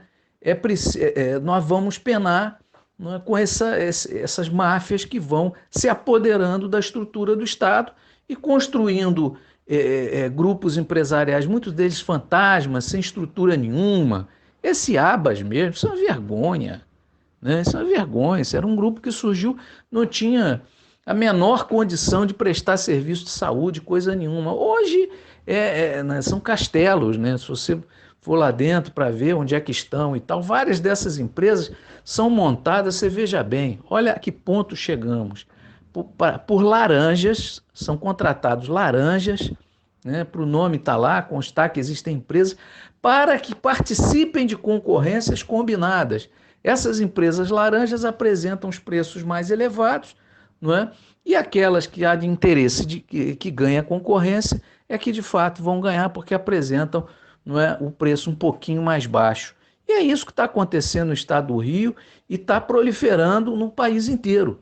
Por quê? Porque você tem uma legislação que estimula a privatização daquilo que deveria ser serviços prestados à população. Enquanto isso, o terceiro secretário de Saúde do Estado no governo Witzel durante essa pandemia, o Alex Busquet, disse durante uma sessão na Alerj que a tendência é se desmontar 3 hospitais de campanha que sequer foram usados no tratamento aos pacientes de Covid-19. São elas as unidades de Nova Friburgo, Nova Iguaçu e Caxias. Além disso, os hospitais do Maracanã e de São Gonçalo, que já não têm recebido mais pacientes, também devem fechar oficialmente. Ou seja, essa torneira aberta de recursos públicos sequer se reverte em serviços para a nossa população, é isso? O Anderson, o problema é o seguinte, Alex Busquet, para quem não sabe, eu acho que eu já citei aqui, mas cabe a gente abrir esse parênteses, foi o mesmo responsável pelo fechamento do Hospital do Iazerje. A alegação é que aquele terreno ali na Praça da Cruz Vermelha passaria para o controle do INCA, Instituto Nacional do Câncer, que fica ali na região, e faria uma outra construção. Não subiu uma nova construção, né? O terreno está lá, largado, houve denúncias seríssimas, né, de retirada de equipamentos e tudo mais, enfim, esse foi o processo do Alex Busquet. Então, ele é um especialista em quê? Não é em abrir unidades de saúde, nem de gerenciar, é em fechar. Né? O Witzel parece que escolheu a dedo. Né? Vamos escolher um cara que tem experiência de fechar unidades de saúde, ainda que sejam hospitais de campanha, ou seja, estruturas provisórias. Agora, não se gasta, não se joga fora 700 milhões, embora nem toda a verba, todos 700 milhões até agora tenham sido repassados, parece que em função do escândalo uma parte foi repassada, mas também, veja bem, dos hospitais de campanha, os que estão em funcionamento, ou estavam, era o Hospital do Maracanã e o Hospital de São Gonçalo. que abriu durante algumas semanas e acabou. Os outros 5 ficaram parados no meio do caminho. Então, assim, isso mostra, não é, que o objetivo não é, de fato, prestar serviços à população. Não é? O objetivo é fazer dinheiro. E quando o dinheiro seca, acabou. E a irresponsabilidade é tão tamanha que nós estamos observando o retorno, não é, e uma nova onda de crescimento da pandemia e do Covid-19 no mundo inteiro, naqueles países que chegaram a ter uma situação um pouco mais aliviada num primeiro momento, aí nas últimas semanas, e agora uma retomada. Não é? No Brasil nós não tivemos nem o fim dessa primeira onda. Um país que mantém uma média de mais de 1.000 mortos por dia, e às vezes chega a 40, 60 mil casos novos por dia, num processo que a gente sabe que tem subnotificação a rodo, porque não tem teste, não se faz teste em massa. Então, o que a gente observa? A irresponsabilidade. Você pode até chegar à conclusão que, nesse momento, os hospitais de campanha, eles precisam de menos estrutura, menos pessoal e tudo. Você fechar, dizer que não vai nem abrir aqueles que foram contratados, não é? E fechar os que existem, e ainda mais sem pagar as pessoas. Quer dizer, é um negócio, um absurdo completo, né? Gente que foi trabalhar, arriscou vida, gente que morreu, né? Gente que adoeceu, que levou a doença para casa, para os seus, né? Os profissionais de saúde desrespeitados, abertos, escandalosamente. Quer dizer, é um processo em que o que menos importa é o interesse público e o interesse dos que estão à frente e a questão da saúde. Todo esse imbróglio, ele escancara a tragédia que é a política no Rio de Janeiro. Há décadas o Estado não tem uma gestão livre de denúncias de corrupção. Estamos entregues a uma quadrilha que se apodera livremente do dinheiro público. Anderson, essa questão que você levanta tem vários aspectos. Em primeiro lugar, não é, a gente vê uma degradação da estrutura da democracia representativa, né, no mundo inteiro. Mas no Brasil com uma pitada assim, que piora, de pimenta braba, né, nessa história toda, que é o fato de que os partidos políticos eles estão se desqualificando. Não há critério, não é, para apresentar uma chapa de candidaturas, seja deputado, seja vereador, seja senador e até ao executivo, né? Os critérios são conveniências. Troca-se de partido, não é da maneira que se quer, no momento que se quer e tudo mais, não se presta conta aos eleitores, os partidos se transformaram, né, em instituições muito, muito, muito fechadas, controladas por caciques, né? Isso já existia, isso é antigo, mas piorou, e os critérios utilizados hoje também já são, na inscrição de chapa, o que é que aquele candidato pode acrescentar apenas do ponto de vista do voto e da estrutura para a campanha do tal partido, né? Isso não é generalizado, mas você pode botar aí 80%, 90% dos partidos políticos no Brasil estão vivendo nessa situação. No caso do Rio de Janeiro, isso se associa a uma degradação econômica muito grande, não é? O Rio está muito mal das pernas, se segurou no petróleo, agora houve uma reformulação nessa questão dos royalties, não é?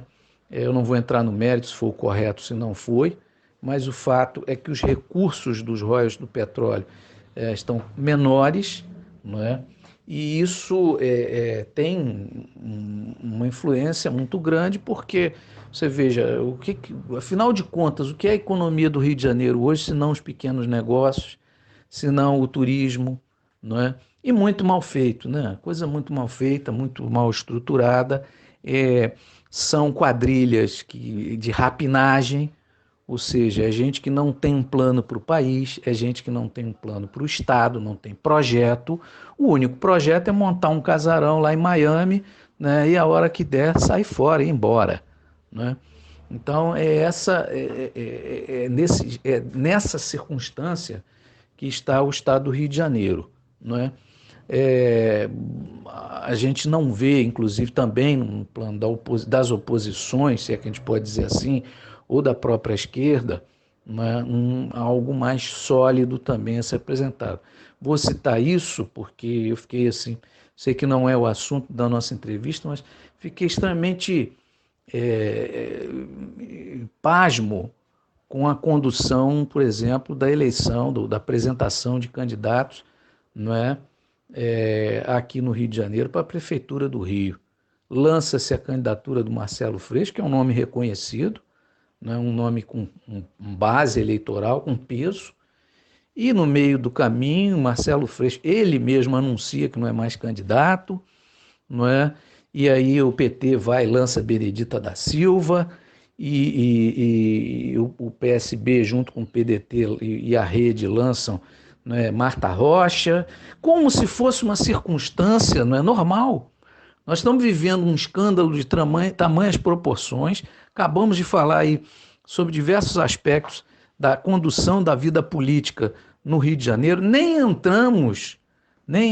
tocamos no problema das milícias, do tráfico de drogas, etc. e tal, que também são estruturas que estão se apoderando e se alicerçando cada vez mais da vida política do Rio de Janeiro, não só na Assembleia Legislativa, como nas casas legislativas municipais. A gente vê na Baixada Fluminense, na Zona Oeste do Rio de Janeiro, diversos parlamentares que teriam ou têm ligações diretas ou indiretas com essas estruturas aí do crime, não é? E uma irresponsabilidade das oposições, se a gente pode chamar assim, uma irresponsabilidade completa de se apresentar com 3 ou 4 candidaturas, não é, num pleito municipal de uma das principais cidades desse país. Então, assim, há um problema, não é, que está aí alicerçado nessas máfias que estão tomando conta do Estado do Rio de Janeiro já faz tempo, e há também uma incapacidade política das oposições, né, de tomar uma atitude séria, vídeo que está acontecendo, e eu espero que isso seja revertido a tempo para que se apresente uma candidatura sólida e unificada dos setores de oposição no Rio de Janeiro. Agora, queria essa verdadeira canalice que é esse vídeo atribuído ao Sindicato dos Estabelecimentos de Ensino do Rio de Janeiro, o SINEP, que nega a efetividade do isolamento social para evitar a proliferação da Covid-19 na tentativa de justificar o retorno precoce das aulas presenciais. Em um dos trechos dessa campanha, o SINEP afirma que trabalhos científicos confundiram as pessoas em relação à necessidade de manter as regras de distanciamento para evitar a proliferação do novo coronavírus. A ânsia capitalista desses empresários da rede privada extrapola qualquer resquício de racionalidade, Acker. Eu acho que isso tem a ver com a questão anterior, viu, Anderson? Nós temos no Brasil, e particularmente no Rio de Janeiro, uma elite, uma burguesia que perdeu a vergonha. Né? Perdeu a vergonha. Faz afirmações, faz acusações, defende posições, sem fundamentação científica nenhuma, não é? Como se a gente estivesse falando de um piquenique, né? Como se uma pandemia fosse um piquenique, né? Como se todas as escolas da rede particular estivessem de fato preparadas, e assim que esse vídeo apareceu, que estivessem preparadas para atender a criançada num possível retorno às aulas, que já está sinalizado aí, pelo menos na rede particular, né? Quer dizer, é um negócio assim absurdo. Você vê países com muito mais estrutura do que o Brasil e mais experiência nessa área, não é? Que lida com crianças e tudo mais, são coisas muito sensíveis, né? Os pedagogos, os professores dizem assim, puxa, a gente não consegue controlar nem piolho nas escolas, como é que a gente vai controlar um menino com uma máscara? Né? Não, você não pode chegar perto do coleguinha. É um negócio assim, sabe, que demonstra bem a falta de amor ao próximo, a falta de discernimento, né, sobre qualquer aspecto do que é importante para a defesa da vida das pessoas. É a ganância no pior aspecto, né? Na coisa levada ao extremo, né? Isso demonstra o despreparo, a desqualificação, né? E exatamente o drama que o nosso país está vivendo, que no caso do Rio de Janeiro, né, chega a um extremo ainda maior, porque perdeu-se a vergonha. Fala-se qualquer coisa, afirma-se qualquer coisa, né, para defender, para justificar, se é que é justificável, interesses privados. Então, essa é a situação em que nós estamos. Henrique Acker, muito obrigado por novamente conversar conosco aqui no Faixa Livre. Eu desejo a você um ótimo dia de trabalho e deixo o meu abraço. Anderson, um abraço para você. Mais uma vez, muito obrigado pela participação aí no programa, no Faixa Livre. Um abraço também para o meu querido Paulo Passarinho. E um abraço para toda a equipe e aos nossos telespectadores. E até a próxima. Conversamos aqui com o jornalista Henrique Acker. Eu vou retomar agora a leitura dos recados de vocês, ouvintes, ainda estão muitos aqui em minhas mãos. Na entrevista lá com o Jones Manuel, o nosso ouvinte Fernando Pereira, pelo YouTube, disse o seguinte: ótima discussão. Muito obrigado. Abraços e, por favor, continuem a compartilhar seus conhecimentos e reflexões. Muito obrigado, Fernando, aí pela tua opinião. E esse é o nosso trabalho, ajudar a todos vocês ouvintes a entender a nossa realidade política. Um abraço para você, Fernando. E o Fernando volta a participar aqui, ele diz: poderiam colocar o assunto tratado no podcast na descrição, já que não colocam no título. Abraços, parabéns pelo trabalho e tragam mais pessoas de esquerda revolucionária, por favor. Obrigado aí pela dica, ô Fernando. A gente vai passar aqui para a nossa equipe de produção, tá bom? Muito obrigado aí pela tua opinião e pelos teus recados. O Marco Schneider, também pelo YouTube. O velho Faixa Livre continua novo, há anos. Uma trincheira contra a mediocridade. Obrigado pelo teu elogio e pela tua audiência de muito tempo aí, tá bom, Marcos? O Fábio Antifascista diz o seguinte: depois que fizeram o exame para a Covid, alguém duvida que Bolsonaro vai dizer que deu negativo e não vai mostrar o exame de novo? Pois é, Fábio. Os recados aqui são tão antigos que o Bolsonaro já fez exame, já testou positivo para a Covid-19. Eu que estou muito defasado aqui na leitura, mas obrigado de qualquer forma aí pelo teu recado, Fábio. Um abraço. O Luiz Henrique Zaidan, pelo Facebook, em relação à entrevista que o jornalista Milton Temer deu aqui para o programa recentemente, ele diz: finalmente, não temos esquerda e sim atores que fazem o que a banca neoliberal quer. A Ana Lúcia, também na mesma entrevista do Milton Temer: excelente, como sempre, a análise do Milton Temer. Lucidez ímpar, parabéns, Faixa Livre. O José Carolino Tostes Filho, na mesma entrevista, diz: grande Milton Temer, aplausos, professor, sempre. Obrigado a vocês três pelo recado, Ana Lúcia, Luiz Henrique e José Tostes. Agora, em relação à entrevista do advogado Rafael Borges, o Luiz Henrique Zaidan volta a participar. Ele diz: não seguir a decisão do Supremo não é absurda? Que vergonha escutar do colega essa fala. Tá aí a crítica do Luiz Henrique Zaidan. A Wanda Lopes diz lá pelo YouTube: vocês sabem dizer se o Conselho de Medicina liberou aos não médicos receitarem remédios como cloroquina, inclusive através da mídia social? Pois é, Wanda, essa é uma informação que nós temos de apurar, mas ao que me parece não foi autorizado não, Wanda. As entidades de medicina do país, todas elas contestam a utilização da cloroquina para o tratamento da Covid-19. De qualquer forma, a gente vai apurar e eu retorno para você aqui, tá bom? Obrigado aí pelo teu recado. O André, nosso ouvinte histórico lá do Morro da Formiga, participa aqui mais uma vez. Ele diz lá no YouTube: bom dia, família Faixa Livre. Parabéns, Anderson e equipe pelo programa. Passarinho, ao escolher Anderson, entregou em ótimas mãos a responsabilidade de conduzir essa nossa trincheira radiofônica. Obrigado aí pelos teus elogios, André. Isso muito nos envaidece aqui no programa. Agora ele também manda dicas aqui pra gente. Ele primeiro diz o seguinte: cobrem maior compromisso e coerência dos entrevistados, assim como das coletividades que a maioria compõe, no sentido de darem apoio material suficiente ao programa, para que o mesmo siga em melhores condições de seguir cumprindo sua honrosa tarefa sem maiores sobressaltos. Pois é, André, essa é uma dificuldade muito grande que a gente vem tendo aqui ao longo dos últimos tempos. A falta de patrocínio ao programa. Temos muitos salários atrasados, infelizmente. A equipe tem uma dificuldade enorme para seguir nessa missão de colocar o programa no ar, mas a gente vai aqui tentando, André. E reforçamos mais uma vez a necessidade de colaboração, não só dos ouvintes, mas também das entidades sindicais. O André diz aqui também o seguinte: convoquem os ouvintes a indicarem novos entrevistados na busca necessária por propostas e maneira de implementá-las. Abraços. Pois é, André, essa convocação de vocês ouvintes está feita sempre. Vocês podem o tempo inteiro indicar entrevistados aqui para o nosso Faixa Livre. Isso é muito importante, inclusive, para a equipe do programa. Tá bom, André? Obrigado aí pelos teus recados e pelo teu elogio. O perfil Ojuara diz aqui na entrevista do Luiz Fernandes: para além das outras qualidades, um grande vascaíno. Tá aí o recado da Ojuara. Agora, a respeito do Facebook derrubar aquela rede de fake news ligadas ao clã Bolsonaro, o Fábio Antifascista volta a participar. Ele diz: não basta que o Facebook, Instagram, que pertence ao Facebook, e o Twitter façam isso. É preciso que a rede gigante YouTube, Google e outras redes menores combatam o lixo desinformativo e os produtores de ódio e de discriminação sob argumento falso de ser liberdade de expressão.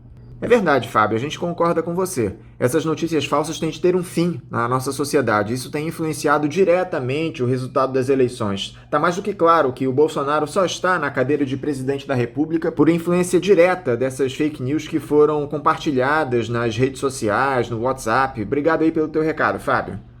A Cláudia Espósito, lá no Facebook, diz: ontem consegui ouvir o programa pela rádio. Como sempre, foi ótimo. Espero poder ouvir hoje também. Bom dia a todos e bom trabalho. Obrigado aí pela tua audiência de sempre, tá bom, Cláudia?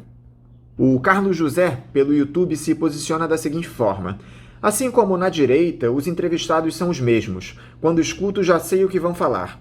Será que na esquerda não tem mais gente para ser entrevistado? Qual é a saída para o aqui e agora? E a Revolução Brasileira é um movimento de classe média universitária. Tá aí a crítica do Carlos José. Carlos, a gente tem tentado variar aqui os entrevistados. Inclusive, se vocês tiverem alguém para indicar aqui para o programa, nós agradecemos. É sempre muito bem-vindo, tá bom, Carlos? Um abraço.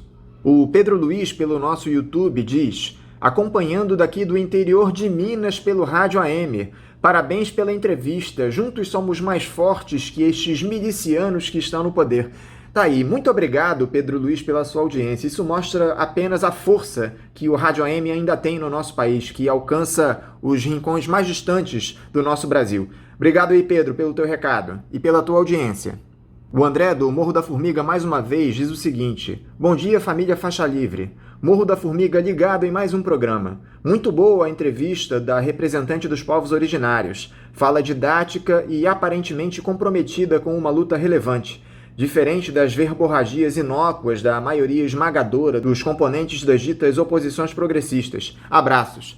Obrigado aí mais uma vez pelo teu recado, André, e pelo elogio à entrevista da Marise Guarani, a representante dos povos indígenas aqui no programa. Tá bom, André? Obrigado, um abraço para você. A Gleice Nogueira, lá pelo Facebook, ela diz: bom dia, envio o texto da Elaine Tavares, que acho que é um bom texto para ser lido como comentário de abertura do programa. Espero que gostem. Abraços a toda a equipe. Obrigado aí pelo texto, Gleice. Eu dei uma olhada, é um ótimo texto de fato. Mas como a mensagem ela é muito antiga, o texto de alguma forma acabou perdendo um pouco a validade, digamos assim. Mas de toda forma nós vamos compartilhar esse conteúdo, esse texto que você nos sugeriu nas nossas redes sociais. Tá bom, Gleice? Obrigado aí pelo teu recado e pela tua audiência.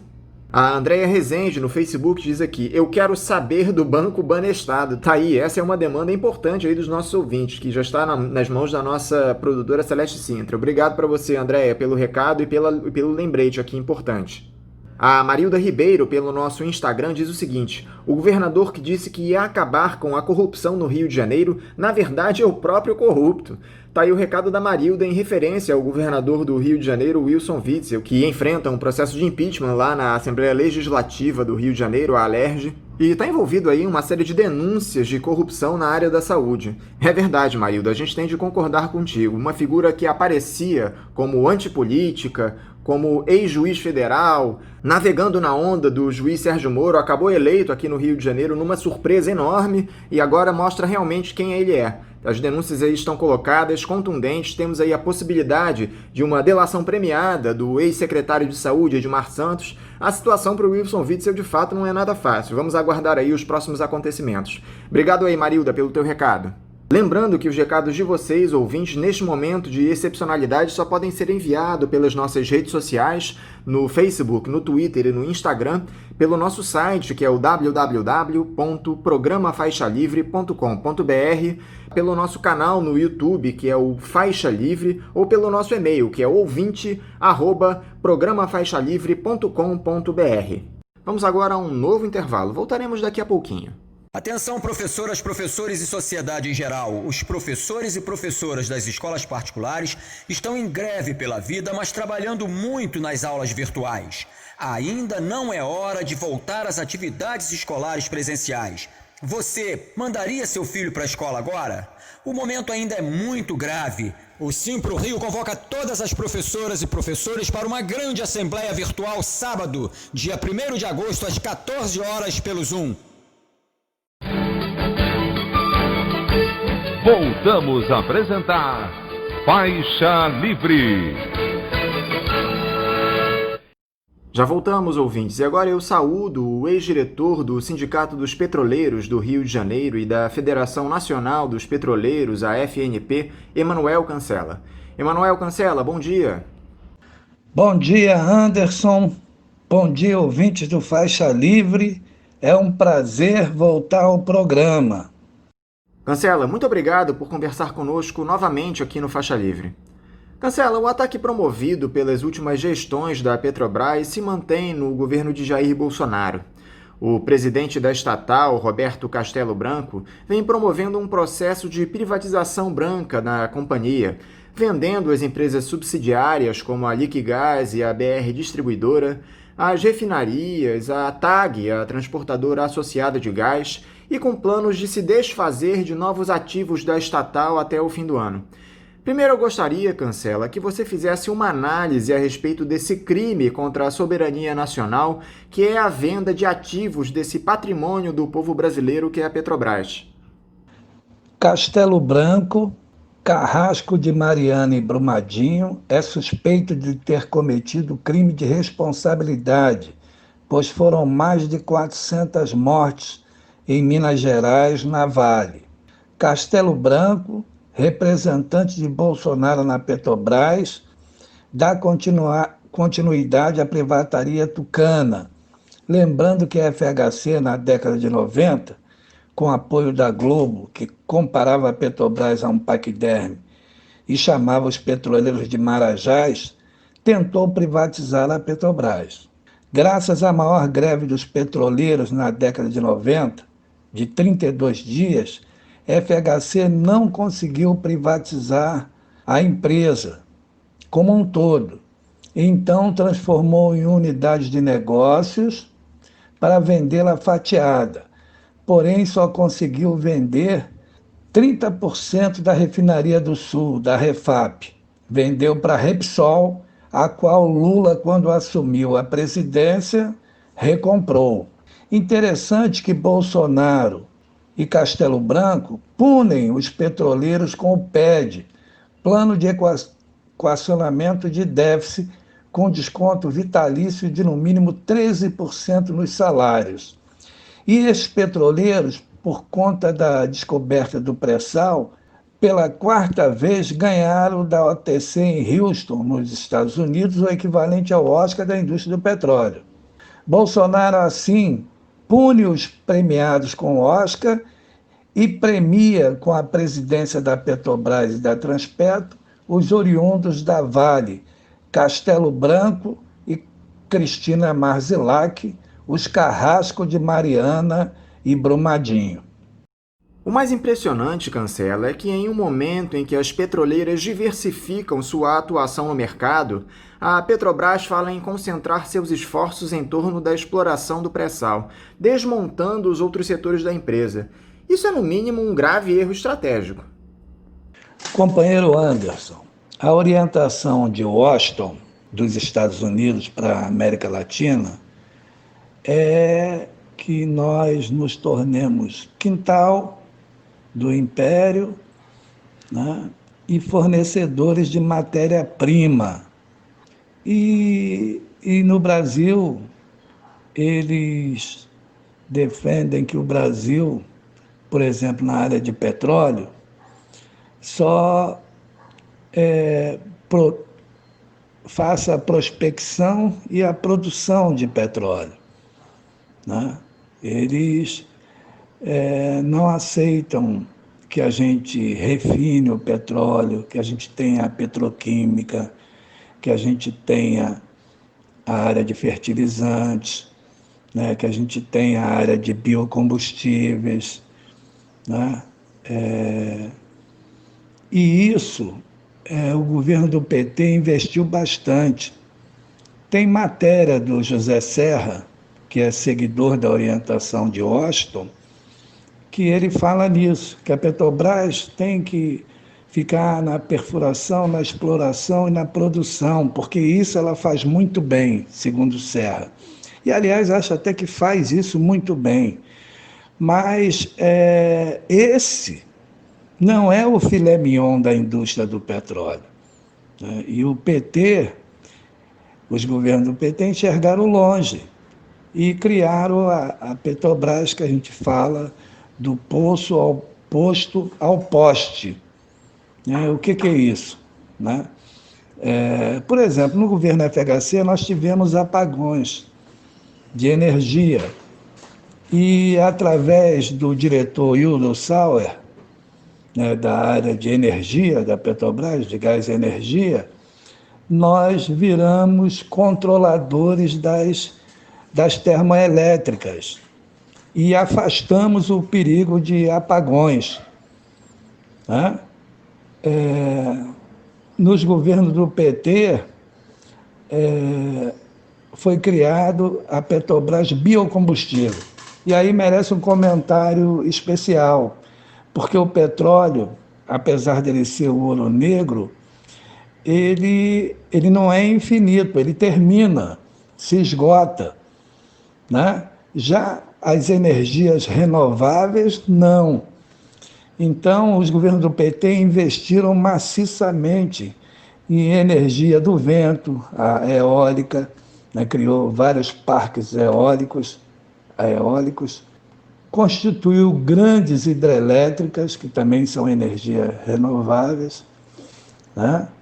E a biocombustível, como eu falei, né? Agora, o petróleo ainda continua a ser o ouro negro, né? Tem muita gente que fala, mas o petróleo vai se esgotar, agora temos que investir em outras energias. Temos que investir em outras energias renováveis, como fez o governo do PT, né? Mas o petróleo ainda continua sendo o ouro negro. Aliás, não existe guerra, né? Eu estava até respondendo num artigo, falando se não existe guerra sobre o agronegócio, né? Existe guerra, as guerras contemporâneas, todas elas são por conta do petróleo. E quem patrocina é os Estados Unidos, em nome do império que ele constitui, né? Então, nós não podemos abrir mão do nosso petróleo.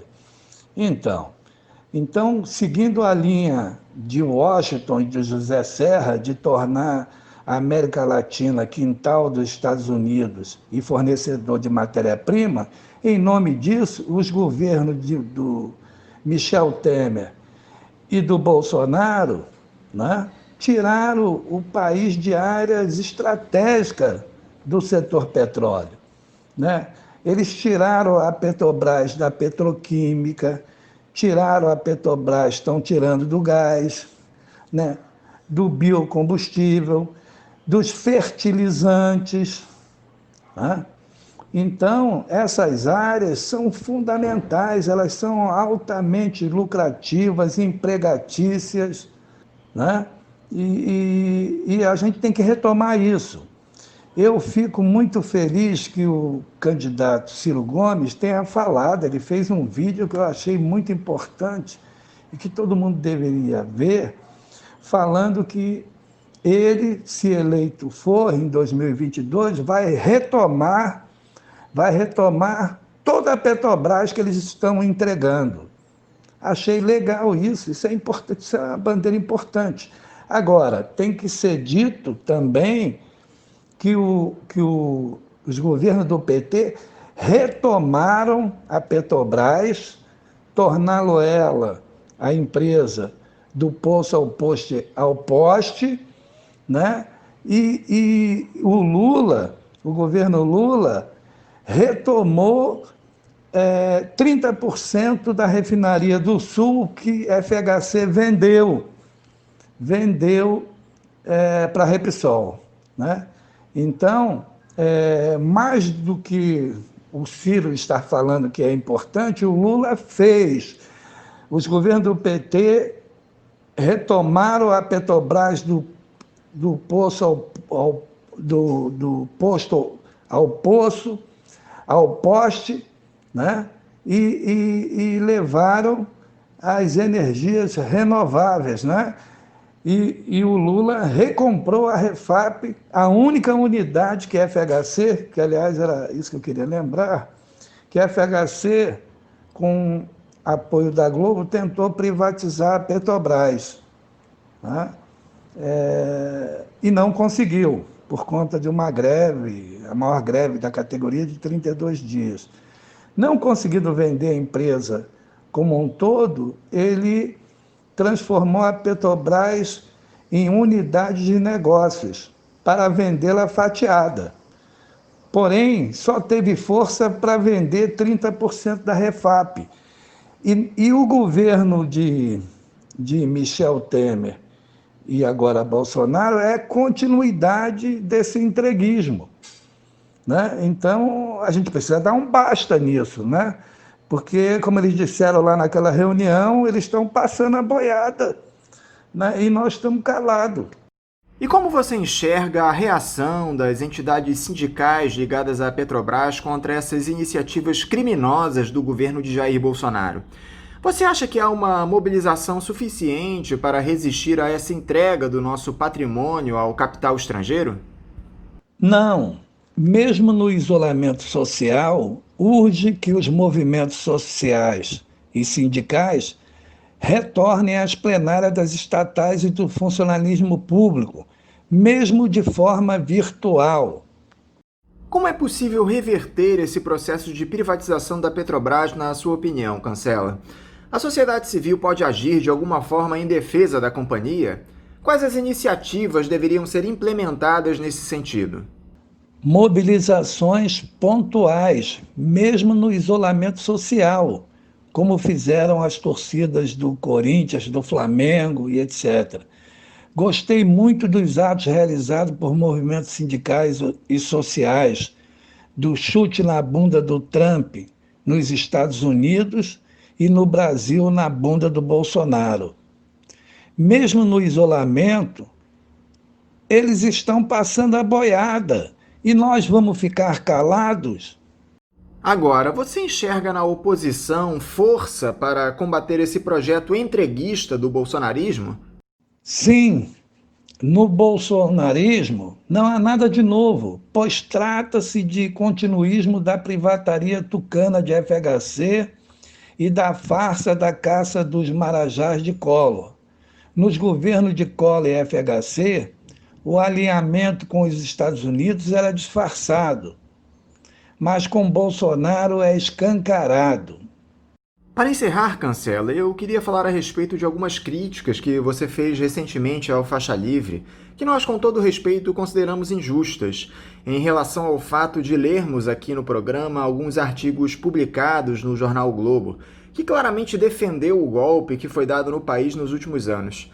Acho que talvez tenha havido uma confusão da sua parte, porque o que nós eventualmente lemos aqui no nosso espaço editorial são artigos de colunistas do jornal, como Bernardo Melo Franco e Dorit Harazin, que não exprimem a opinião do veículo, dizem respeito unicamente ao posicionamento pessoal de seus autores. Eu até cheguei a comentar aqui no programa essa sua crítica, mas agora eu gostaria que você falasse a respeito disso. Você mantém seu posicionamento depois de ouvir essa argumentação? Tenho a honra de ter participado da fundação da FUP e da FNP e sou sócio da IPET. Enquanto diretor do Sindipeta RJ, durante as minhas gestões, o Sindipeta RJ era o maior patrocinador do programa Faixa Livre. Participei quase que semanalmente do programa.